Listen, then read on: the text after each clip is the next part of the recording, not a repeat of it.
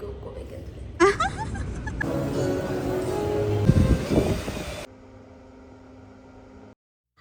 Hello guys, welcome back to my YouTube channel. මං අද අරන් ආවේ අපේ husband ගේ birthday එකට ගිය high tea buffet එක ගැන වීඩියෝ එකක්. අපි ගියේ Golf Face hotel එකේ කොළඹ Golf Face hotel එකේ තියෙන high tea buffet එකට. එදා මං හිතන්නේ ඉරිදා දවසක තමයි high tea buffet එකට අපි ගියේ. හවස 3 ඉඳන් 5 වෙනකන් තමයි buffet එක තිබ්බේ. නෑ 4 ඉඳන් 6 වෙනකන්. 4 ඉඳන් 6 වෙනකන් තමයි buffet එක තිබ්බේ. එක්කෙනෙක්ට charge කරේ buffet එකට 4800යි. මම කලින් සති 2කට 3කට කලින්ම booking එක දාලා තිබ්බා. එතකොට ලේසි නිසා. මෙන්න මේ ඒරියා එකේ තමයි buffet එක available තිබ්බේ. හරිම ලස්සනයි. එතන ලස්සනට මුහුද පේනවා, හොඳට හුලං එනවා. හරිම ලස්සනයි එතන. අපි කලින් ගිහින් තිබ්බේ නෑ මේ buffet එකට. high tea buffet එකකට අපි ගිහිල්ලාම තිබ්බේ නැහැ අපි දෙන්න. ඉතින් first time තමයි මේ විදියට high tea buffet එකකට අපි ආවේ. buffet එක කොයි වගේද කියලා ඔයාලට වීඩියෝ එකෙන් බලා ගන්න පුළුවන්. පොඩි clips ටිකක් මම එකතු කරලා දාලා තියෙනවා. ඉතින් මම එක කොහොමද අත්විඳ කියලා ඔයාලට වීඩියෝ එක අවසානයේදී කියන්නම්.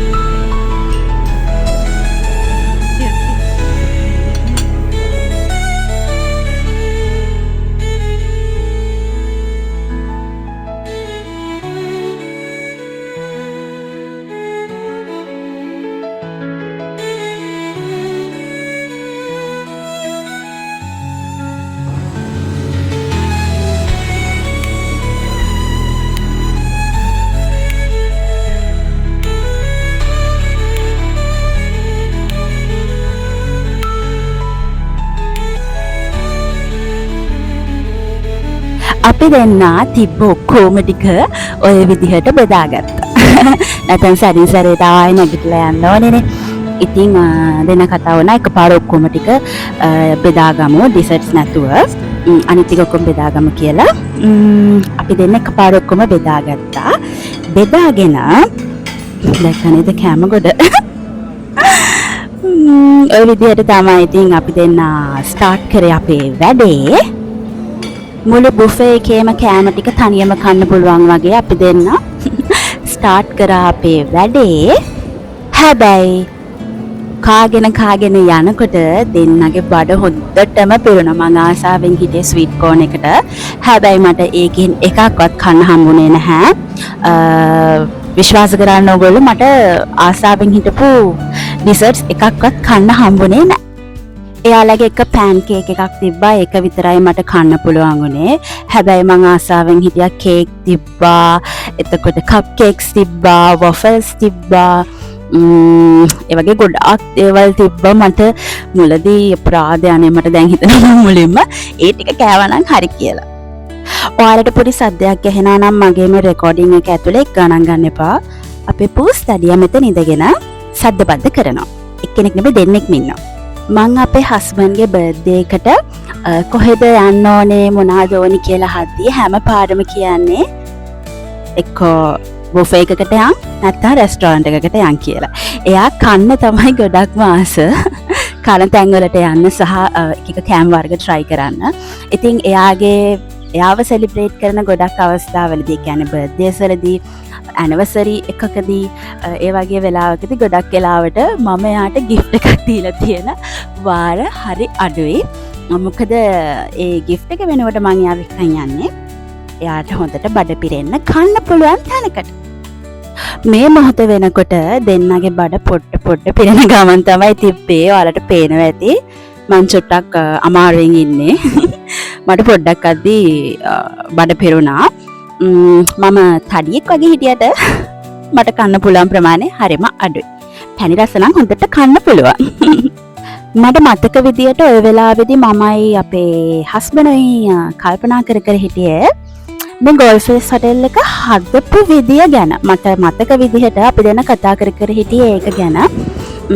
ඇත්තටම ලස්සනයි ලොකේෂන් එක. මට අපේ හස්බන්ඩ් කිව්වා මතකයි එයා දන්න තරමින් මේ හොටෙල් එක තමයිලු කොළඹ පළවෙනි හොටෙල් එක. මම දන්නේ හරිද වැරදිද කියලා.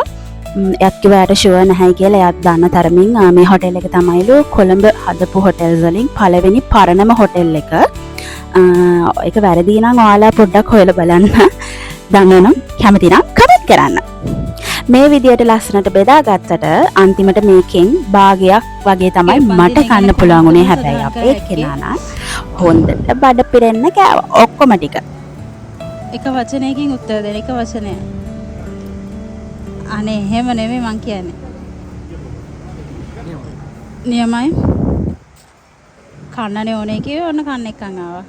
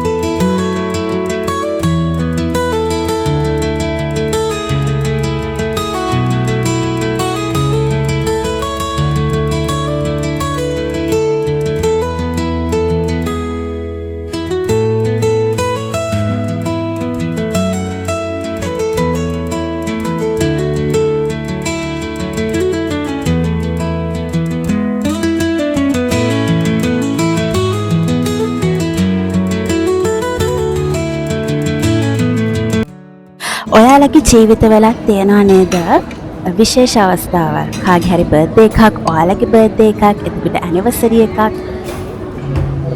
ඒ වගේ විශේෂ අවස්ථාවල් ඔයාලගේ ජීවිතේ තියෙනවා නේද? මං ඔයාලට කියන්නම් දෙයක්, ඔයාලට පුළුවන් විදිහට ඒ අවස්ථාවල් ඔයාලා සමරන්න. මොකද ඔයාලා ඒ දේවල් මගේ ඇරලා අමතක කරලා හිටියොත් අයියෝ ඒක ලොකු දෙයක් නෙමෙයි සමරන්න, ඒක මහ ලොකු දෙයක් නෙමෙයි අපිට එන්ජොයි කරන්න එහෙම කියලා ඔයාලා හිටියොත් එහෙම කරන අයත් ඉන්නවා. මම ඒක වැරදි කියන්නේ නැහැ. හැබැයි මම කියන්නේ ඒ දේවල් පොඩියට හරි සමරන්න පුළුවන් විදියට. මොකද ඒ දේවල් කවදා හරි අපි බැරි අවස්ථාවකදී ආවොත් මතක සටහනක් විදියට තියාගත්තම හරිම සතුටුයි. මට නම් මේ දේවල් හරියටම අත්විඳලා තියෙනවා. මම පුළුවන් අවස්ථාවල් ඇවිල්ලා තියෙනවා, බැරි අවස්ථාවල් ඇවිල්ලා තියෙනවා. හැම දෙයකදීම මට පුළුවන් විදිහට ඒ දේවල් සමරලා තියෙනවා. ඉතින් අද මට සතුටුයි. මට බැරි කාලයක් ආවත් මම පුළුවන් විදිහට චූටියට හරි ඒ දේවල් මං ආස විදිහට කරලා තියෙනවා දැක්කම. මං කියන්නේ ඒවා ලොකුවට සල්ලි වියදම් කරලා එතකොට බ්‍රෑන්ඩ් විදිහට කරන්න කියලා එහෙම නැහැ. Tamanට තියෙන චූටි දෙයින් චූටි විදිහට කොහේ හරි යන්න ඕනෙත් නැහැ. වියදම් කරන්න ඕනෙත් නැහැ. චූටියට පොඩියට ඔයාලා ඒක සෙලිබ්‍රේට් කරන්න කියලා තමයි මම කියන්නේ. ඔයාලට පේනවා නේද හොටෙල් එකේ ලස්සන. එහා පැත්තෙන් බීච් එක තියෙනවා. එතකොට ලස්සනට රෙස්ටොරන්ට්ස් තියෙනවා. හරිම ලස්සනයි. ආසයි ඉතින් දවසක් දෙකක් මේ හොටෙල් එකේ ඉන්න. බලමු. පුළුවන් කාලයක් ආවොත් අනිවාර්යයෙන්ම යනවා.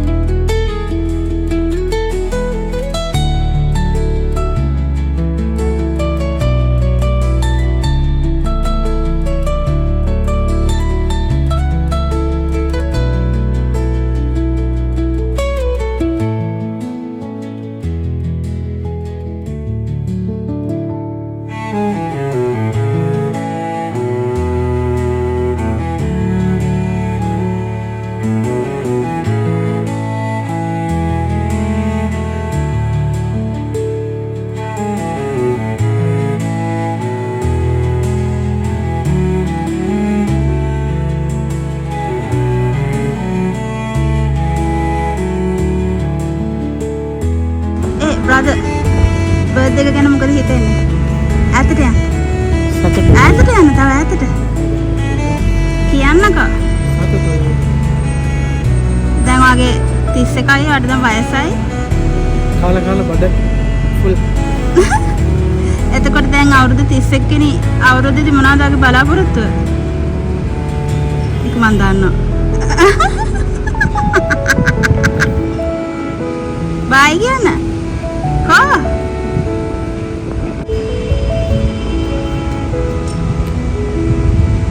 ඔතන්ට වෙලා ඉන්න. ඔයා අර කාලේදී ඔයා මෙතන ඉඳන් අතන්ට වෙලා වාඩි වෙලා බලාගෙන හිටිය කිව්වනේ. කොයි කාලේද? හා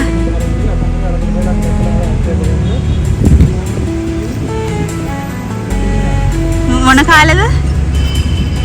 හොටෙල් එකේ වැඩ කරන කාලේ. හොටෙල් එකේ වැඩ කරන කාලේ නෑ. එතකොට මොනවද හිතේ? මොකද හිතුවේ නැහැ. අනේ. හරි ඔය විදිහට තමයි අපේ හස්බන්ඩ්ගේ බර්ත්ඩේ එක දවස ගත වුණේ. දැන් මම vlog එක ඉවර කරන්න හදන්නේ. ඔයාලා මොකද හිතන්නේ? හොඳයි නේද vlog එක? කැමති නම් like එකක් දාගෙන යන්න පොඩි comment එකකුත් එක්ක. ඉතින් මම හිතනවා ඔයාලා මේ vlog එකට කැමති ඇති කියලා. ඔහොම තමයි මගේ හස්බන්ඩ්ගේ බර්ත්ඩේ එක දවස මම ඉවර කරේ. දැන් මම ඔයාලට කියන්න තියෙන්නේ තව vlogs දෙකක් හෝ තුනක් මේ මාසේ ඉවරෙන්න කලින් මම අරගෙන plan කරන් ඉන්නවා. බලමු දවස් 4ක් 5ක් වගේ තමයි තව තියෙන්නේ. බලමු. පුළුවන් වුණොත් ඉක්මනටම අරන් එන්න. bye